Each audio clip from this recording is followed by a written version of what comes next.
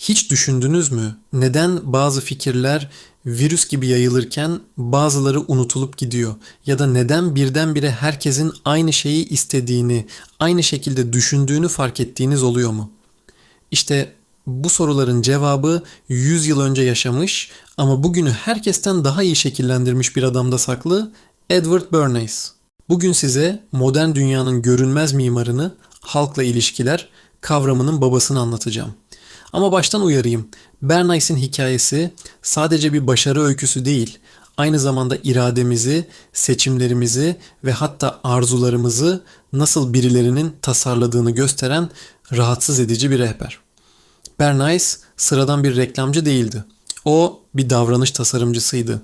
Dayısı psikanalizin kurucusu Sigmund Freud'dan aldığı ilhamla insan zihninin derinliklerine yani bilinç dışına oynamayı keşfetti. Freud, insanların bastırılmış ilkel arzu ve korkularla hareket ettiğini söylüyordu. Bernays ise bu fikri alıp pazarlama dünyasına taşıdı. İnsanlara bir ürün satmak yerine onların bilinç dışı arzularını tatmin eden bir hikaye satmalıyız dedi. İşte bu her şeyi değiştiren o devrimci fikirdi.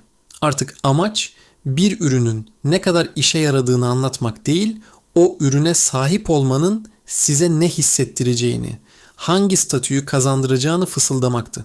Bir araba sadece bir ulaşım aracı değildi artık. Özgürlüğün, gücün ve başarının sembolüydü. Bir sigara sadece tütün değil, kadınların bağımsızlığının ve isyanının bir meşalesiydi. Evet, kadınların kamusal alanda sigara içmesini normalleştiren ve bunu bir özgürlük hareketi gibi pazarlayan kişi de Bernays'ti. Özgürlük Meşaleleri adını verdiği kampanyayla kadınların aslında bir tütün şirketinin pazar payını artırdığından habersiz bir direniş sembolü olarak sigara yaktığı o an Bernays'in dehasının en net kanıtlarından biridir.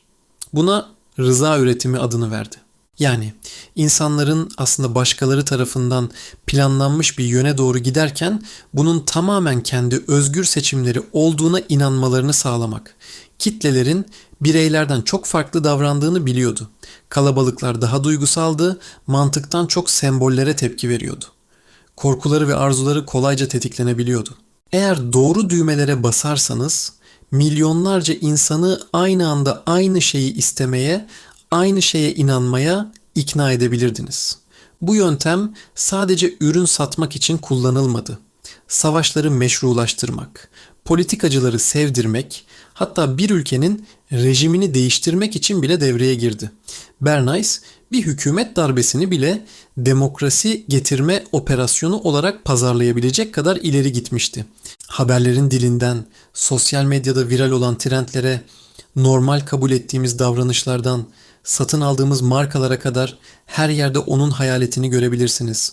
Bir şeyin neden havalı olduğunu, neden aniden bir konunun manşetlerden inmediğini ya da neden belirli bir yaşam tarzının idealize edildiğini sorguladığınızda aslında Bernays'in kurduğu o büyük ikna makinesinin çarklarını sorguluyorsunuz demektir. Peki ikna ile manipülasyon arasındaki o ince çizgi nerede? Bir fikri size sunmakla o fikri size dayatmak arasındaki fark nedir? Bernays bu çizgiyi bilerek bulanıklaştırdı. Ona göre kitleler tehlikeli ve irrasyoneldi. Bu yüzden akıllı bir azınlık tarafından yönlendirilmeleri gerekiyordu. Ama bu akıllı azınlık kimdi ve kime hizmet ediyordu? İşte bu sorunun cevabı işleri biraz karanlıklaştırıyor. Gelelim bugüne. Bernays yaşasaydı sosyal medyaya ve elimizdeki akıllı telefonlara bayılırdı. Onun rüyası dijital çağda gerçek oldu. Artık kitleleri genel mesajlarla yönlendirmek zorunda değiliz. Algoritmalar beğenilerimizden, arama geçmişimizden, hatta arkadaşlarımızdan yola çıkarak bizim kişisel korku ve arzularımızı bizden daha iyi biliyor. Mikro hedefleme sayesinde her birimize özel, karşı koyması neredeyse imkansız ikna mesajları gönderiliyor. Bernays'in bilinç dışına fısıldama sanatı bugün cebimizdeki cihazlar aracılığıyla 7-24 devam eden bir operasyona dönüştü. Siyasi kampanyalardan satın alma alışkanlıklarımıza, hatta flört tercihlerimize kadar her alanda bu dijital ikna makinesi çalışıyor.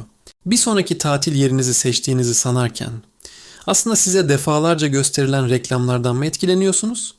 Bir siyasi görüşü benimsediğinizi düşünürken yankı odanızda size sürekli sunulan içeriklerin Bir ürünü müsünüz?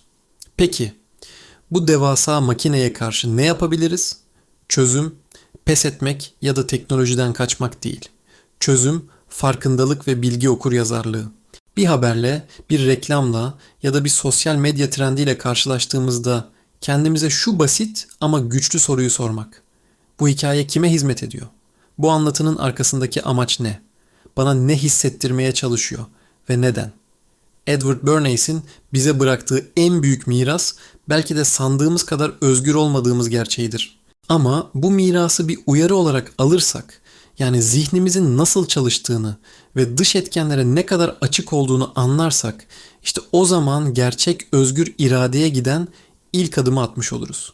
Tıpkı bir sihirbazın hilesini öğrendiğinizde, artık numaradan etkilenmediğiniz gibi ikna makinesinin nasıl çalıştığını anladığınızda onun üzerinizdeki gücünü de kırmaya başlarsınız.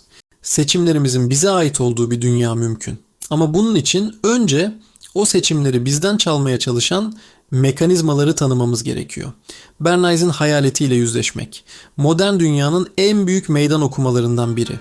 Bu derin konuyu bizimle birlikte düşündüğünüz için teşekkürler.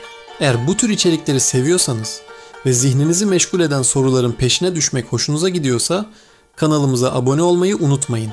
Bir sonraki videoda görüşmek üzere.